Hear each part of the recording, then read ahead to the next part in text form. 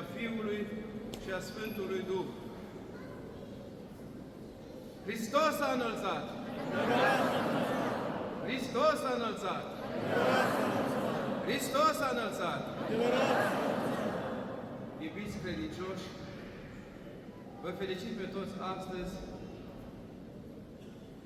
cu această frumoasă și măreață sărbătoare a înălțării Domnului la ceruri.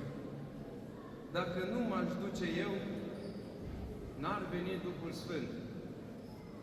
De aceea, Dumnezeu ne-a trimis pe Duhul Sfânt, care a primit pe fiecare inimioară și a încălzit-o și sălășluiește pentru noi și rămâne cu noi și face locuință în noi.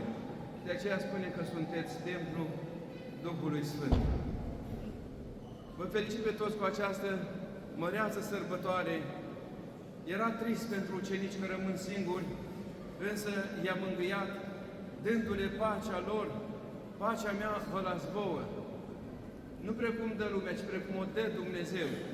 De aceea să păstrați această pace duhovnicească, sufletească, să o aveți pentru totdeauna. Dragii mei, vă mulțumesc că ați rămas